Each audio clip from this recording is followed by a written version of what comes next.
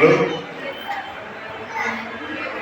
వీళ్ళే రేపు భావితరాలలో మంచి మంచి రంగాల్లో అభివృద్ధి చెందుతారు. ఇటువంటి కార్యక్రమాలు చేయడం వల్ల మనం ఎంతసేపు చదువుకుంటున్నాం.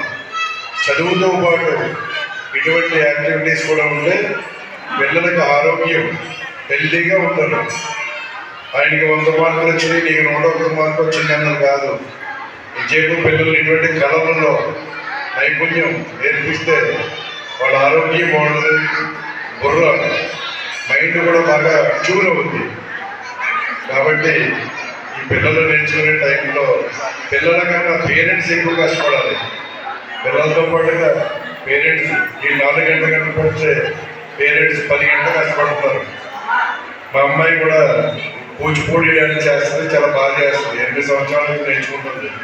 కాబట్టి ఇటువంటి కళలు రచిస్తున్న టైంలో మన మంజీర నాట్య మండలి దుర్గాప్రసాద్ గారు అద్భుతమైన నృత్య ప్రదర్శన చేసి అందరినీ ఆకట్టుకోవడం, ఇలాగే ఇంకా ఎన్నో ప్రోగ్రామ్స్ చేసి దినదినాభివృద్ధి చెంది పిల్లలు అష్టైశ్వర్యాలు సుఖ సంతోషంతో ఉండాలని అనాథ సుందరి అమ్మకి తరపున కోరుకుంటున్నాం.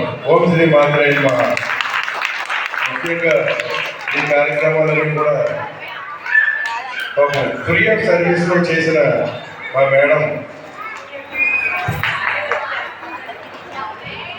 మేడం గారు కూడా చాలా కష్టపడుతున్నారు. ఈవిడ కూడా ధన్యవాదాలు. వచ్చిన కళాకారులకు, పెద్దలకు అందరికీ కూడా పేరు పేరున ధన్యవాదాలు. ఓం శ్రీ మాత్రే నమః.